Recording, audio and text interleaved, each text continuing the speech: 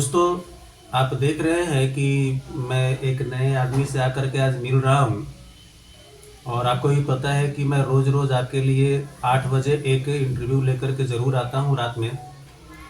आज मैं इनसे बात करता हूँ कि ये हमें क्या जवाब देते हैं बचत के लिए, किस तरीके से ये बचत करना चाहते हैं और करते हैं। चंदन जी, आपका हमारे चैनल पर स्वागत है। और आपसे हम कुछ सवाल इस तरह से पूछेंगे कि जैसे कि लाइफ में आप कुछ ना कुछ अर्निंग कर रहे हैं, तो इस अर्निंग के लिए आपके नज़र में सबसे बेस्ट ऑप्शन क्या है? यानी कि कहाँ आप सेव कर सकते हैं।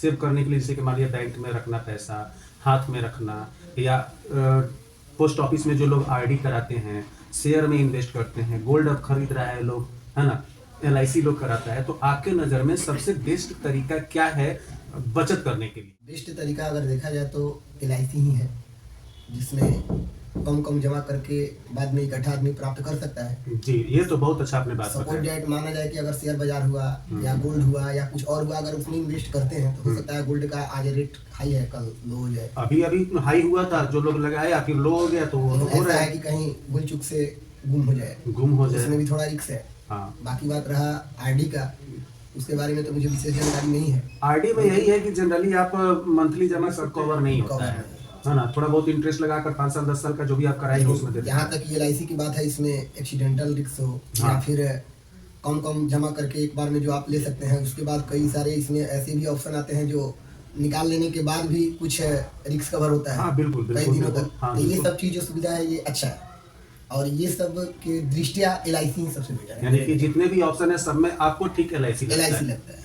आप एलआईसी कराए हैं कि नहीं कराए हैं? एलआईसी तो हमने कराया है। आपने एलआईसी कराया, कितना एलआईसी कराया है? बस एक छोटा सा अमाउंट है, एक छोटा सा है, चल रहा है अभी।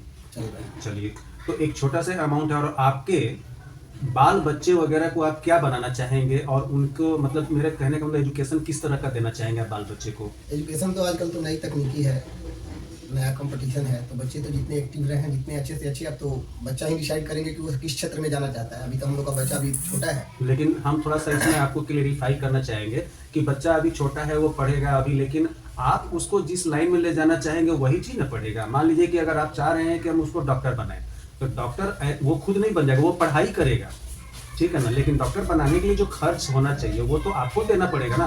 वो तो ठीक है। हाँ, वो मैं पूछ रहा था। कुछ चीज ऐसा होता है कि पेरेंट्स को चाहते भी हैं, लेकिन बच्चा ही उस लायक नहीं हो पाता वो है। तो लेकिन ठीक हाँ, है, वो तो रेयर बच्चा होता का है। अपना है। हाँ, लेकिन यहाँ आपको तक तो है। तैयारी करके रखना हाँ, पड़ेगा उसके ना। लिए तो कुछ ना कुछ तो तैयारी करना होगा। तो क्या आप उस तरह से नहीं सोच के चल रहे हैं कि हम आज जो हम उस समय पढ़ाने के समय में मान लीजिए 20 लाख 25 लाख 50 लाख 1 करोड़ रुपया जो पढ़ाई में खर्च लगेगा, अगर बच्चा मेरा अगर ठीक रहेगा, पढ़ने में तेज है, तो आप तो चाहेंगे पढ़ाना, तो कर्ज लेकर के जो इंटरेस्ट आप देंगे, तो क्यों ना आज से हम क्यों ना थोड़ा और बचत कर ले, ताकि उस समय मोटा अमाउंट मिलेगा तो हम जिस तरह से चाहेंगे बच्चा को पढ़ा सकते हैं। शादी ही करना होगा, अगर मान लो बेटी अगर है, उसकी शादी करनी होगी, तो शादी के समय में हम लोग कर्ज लेते हैं इधर उधर से, फिर उस कर्ज के तले दब करके 2 साल 3 साल 4 साल 5 साल चुकाते हैं, है ना। तो हम अभी से तैयारी कर देंगे तो उस समय हमको ये दिक्कत नहीं आएगा। बात तो आप सही कह रहे हैं, ये तो बहुत ही आपने अच्छा बात कहा। जो अगर अभी से हम इसके बारे में अगर सोचते हैं, कुछ अगर सोच करके कुछ अपना बचत करके अगर इन्वेस्ट कर देते हैं इसमें, तो भविष्य में ये बच्चों के लिए हो या अपने लिए हो, या कोई आपत्ति विपत्ति परिस्थिति कौन जानता है किसके साथ कब हाँ, क्या हो हाँ, जाए, हाँ। उसके लिए ये बहुत ही बेटर है। और एक चीज मैं ये भी कहूंगा, चूंकि आप तो शिक्षा डिपार्टमेंट से जुड़े हुए हैं, आप टीचिंग करते हैं, तो आप जानते हैं कि कमाई का 3 हिस्सा होना चाहिए। एक तो अपने घर में अपने परिवार के पालन पोषण के लिए आप खर्च करते हैं। दूसरा, कुछ आगंतुक लोग हो गए, चाहे दान पुण्य के लिए भी होता है, पूजा पाठ करना हो, चाहे कहीं टूर पर जा रहे हैं, इन सब चीजों में। तीसरा, बचत जरूरी है, तो है ना। तो 3 पार्ट में मान लीजिए कि अगर आप 20,000 रुपए का मंथली अगर कमा रहे हैं, तो नियम ये कहता है कि लगभग 5,000 रुपए आप समझिए कि मैं भूल गया, और 5,000 का ही बचत कर देना चाहिए, बात सही कहा है ना। अगर उस तरीके से देखा जाए तो हमें लगता है कि आप एक छोटा सा एलआईसी कराए हैं, लगभग 1,000 रुपए का मंथली आप जमा करते हो उसमें आसपास, तो ये हमको लगता है कि कम है। थोड़ा और आपको इंक्रीमेंट इसमें करना चाहिए। एक और जो है कि एलआईसी आपको 1,000-2,000 रुपए का आपको मंथली जो हो वो करना चाहिए, जो कि आपके भविष्य को अच्छा बनाए। और एलआईसी ऐसा चीज है जो कि कोई बांट नहीं सकता। अगर आपने खोला है, ये तो सही है। ये तो हमने पहले से भी खोला है एक छोटा सा, तो उसके बारे में मुझे कुछ जानकारी है, जो मुझे देखने या फिर उसको जमा करते हैं तो समझने हर एक चीज में थोड़ा अच्छा लगता है।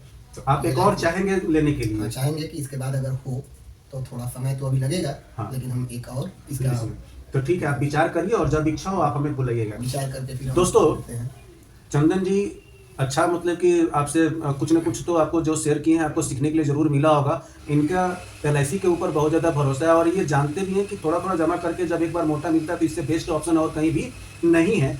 तो ये तो और एलआईसी एक कराएँगे, एक पहले से भी करा रखे हैं।